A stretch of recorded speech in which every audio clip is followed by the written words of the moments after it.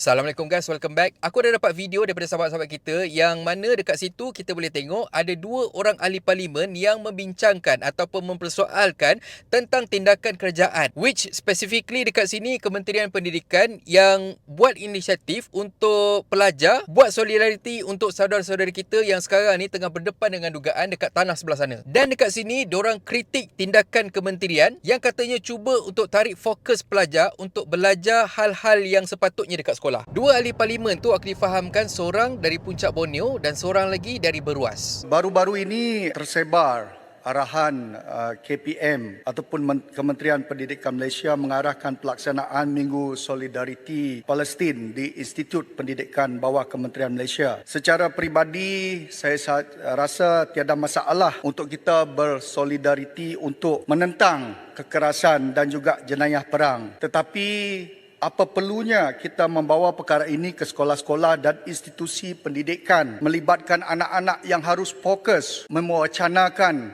pendidikan dan masa depan mereka. Saya juga tidak sokong Israel maupun guna kekerasan sebab saya nobatkan keamanan sejagat. Tindakan KPM ini bukan good governance, but this is destroying canon. Ini bukan tata kelola, tapi ini ia bakal menghancur segala. Yes, our government walk the talk. They talk so much.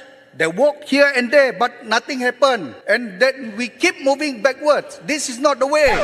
Kejap, kata dia nothing happen. Sedangkan kalau kata kita tengok sejarah-sejarah ataupun kalau kata kita throwback dalam beberapa tahun ni, bila kata berlakunya sebarang konflik di antara Isdegil dan juga Palace, rakyat-rakyat Malaysia yang mempertahankan saudara-saudara kita dekat tanah sana tu dapat perhatian sampai ke pihak Isdegil. Sebagai contoh macam sekarang ni pun ada berlakunya scene-scene yang mana hackers Malaysia cuba untuk hack site-site milik Isdegil, yang mana itu adalah antara maksud ataupun bukti yang kita sememangnya involved dekat dalam konflik ni untuk kita pertahankan saudara-saudara kita dekat sana. Dari segi kerajaan pula, apa benda pula nothing happen sedangkan kita sekarang ni tengah mengumpulkan 100 juta dana untuk dihantar pergi ke Palace. Itu belum masuk lagi kita punya NGO yang ada. Sebagai contoh, macam kita tahu tahun 2021 Aman Palestin saja hantar sampai 70 juta dana ataupun bukan dana, duit sumbangan kepada rakyat Palace. Apa maksudnya nothing happen sedangkan dari sudut kerajaan ada, even kalau kata sebelum ni pun siapa yang memerintah,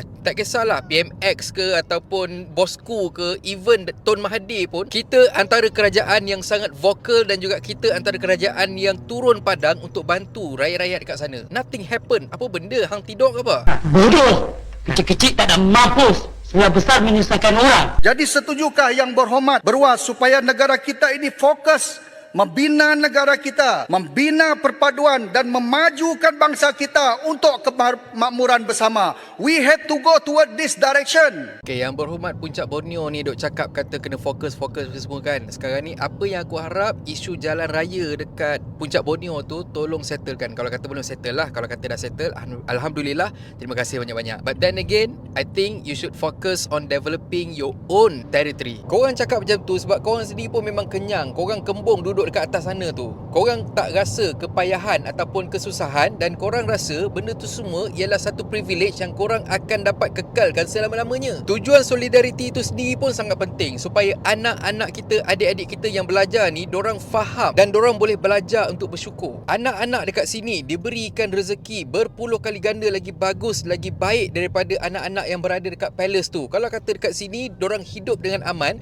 kalau dekat sana dorang hidup dengan berfikir, lagi 2 minit ni aku hidup lagi ke tidak? Kita hidup dalam keadaan selesa sekarang, alhamdulillah. Tapi kita kena ajar anak-anak kita, adik-adik kita yang langit tak selalunya cerah. Dan juga kita kena ajar bukan semua anak-anak dekat dunia ni yang bertuah macam kita sekarang ni. Makanya anak-anak kita dekat Malaysia ni kena beringat. Ataupun sebenarnya korang nak manjakan anak-anak dekat Malaysia ni supaya masing-masing jadi lembik. Dan kalau kata jadi apa-apa, na'udzubillah lah, kalau kata tiba-tiba kita pula dijajah, kalau jadi apa-apa, nanti masing-masing pula tak reti berlari untuk mempertahankan diri sendiri. Sebab apa? Sebab tak ada pendedahan awal. Isu ini memang satu isu yang rumit, dan kalau kita orang dewasa mendapati ia satu perkara yang susah diselesaikan, bagi saya tidak haruslah dibawa ke sekolah di mana murid-murid tidak akan faham tentang isu ini.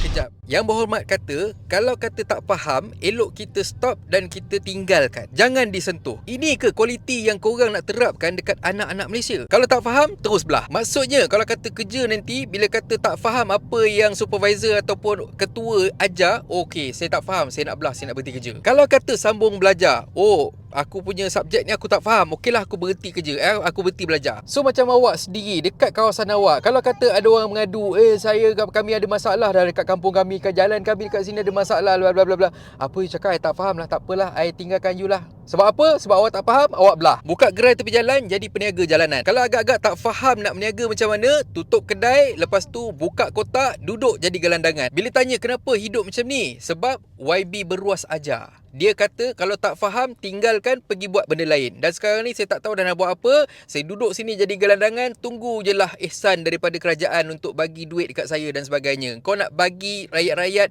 tak faham, tak payah buat, tinggal. Itulah sebabnya kita dedahkan diorang dengan konflik yang berlaku dekat dalam dunia. Bukan kata bila kata benda tu jadi sejarah, baru kita ajar. Agaknya sebab tu lah kot korang jadi ahli politik. Tak guna otak punya pasal, korang cuma tahu bercakap macam ti kosong je.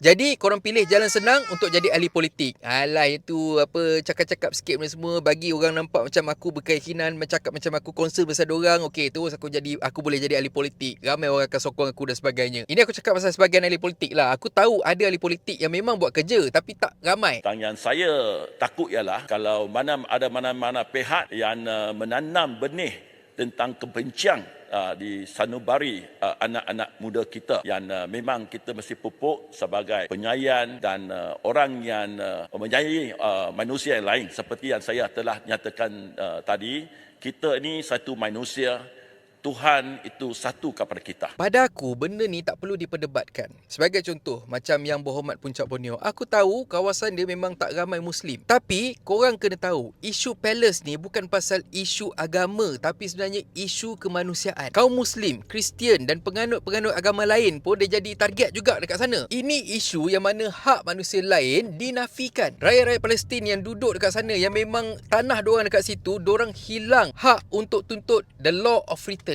Just because they are Arab. Solidariti dan juga kesedaran macam ni lah sebenarnya yang kita kena ajar anak-anak kita. Bukan setakat untuk mempertahankan agama dan negara saja, tapi sekurang-kurangnya dorang tahu setiap manusia ada hak, dan hak tu boleh dan juga sepatutnya dipertahankan. Tanah palace milik dorang, dan sama juga macam kita dekat sini, tanah Melayu milik kita dan kita kena pertahankan. Kalau kata ada orang yang nak ambil tanah kita ni, kita boleh jadikan isu palace ni sebagai rujukan, dan kita boleh elakkan isu yang sama daripada berlaku dekat tanah kita. Korang mungkin tak fikir sampai tahap macam tu, sebabnya korang tak peduli pun. Korang cuma peduli poket dan juga kuasa korang sendiri je. Korang cuma peduli sama ada orang bawah korang ataupun kroni-kroni korang ni dah cukup makan ataupun belum. Mulut manis kata tak setuju dengan apa yang dilakukan oleh Isdegil ataupun Humus, tapi orang bila kata tengok apa benda yang kau cakap, bila dengar apa benda yang kau cakap, kita boleh tahu, kita boleh nampak lah yang korang sebenarnya memang tak suka solidariti daripada kami untuk saudara-saudara kami yang berada dekat sana. Kau cubalah halang kami daripada ajar anak-anak kami untuk faham kesengsaraan saudara-saudara kami yang tengah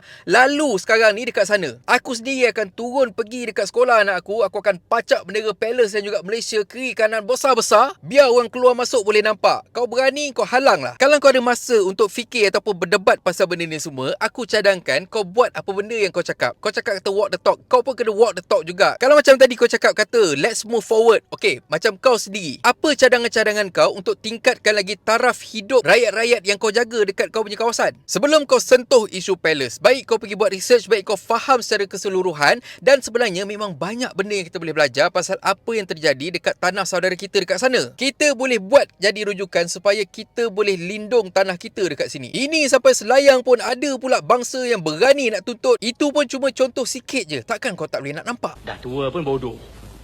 Kesimpulannya, apa yang aku boleh kata, aku tak peduli pun apa yang orang tua ni duk cakap dekat parlimen tu, dan aku galakkan untuk korang sidai juga apa yang diorang cakap. Kita tengah memperjuangkan hak kemanusiaan. Kalau tanya aku nampak apa yang diorang cakap ni merupakan benih-benih yang diorang cuba untuk tanam supaya rakyat kita jadi lemah, lembik dan pentingkan diri sendiri, tak peduli pasal hal orang lain. Dan sampai masa, na'uzubillah, kalau terkena dekat kita, korang percayalah cakap aku, doranglah antara orang yang pertama akan lari keluar daripada negara ni dulu. Betul pun. Dan akhir kata pepantun, masuk hutan cakap besar, nampak rimau lari mencanak. Konon risau hal pelajar, sebenarnya takut rakyat bijak. Dan kalau korang suka konten yang ada dalam channel ni, please consider to subscribe. Okay, so thank you very much for watching and have a nice day. Assalamualaikum. Assalamualaikum guys. YouTube ada fungsi baru iaitu Super Thanks. Siapa yang nak belanja aku kopi, korang boleh tekan butang Super Thanks kat bawah ni. Anyway, terima kasih sangat-sangat untuk sokongan korang. Assalamualaikum. Mantap Pak Bo. Oh, sakit.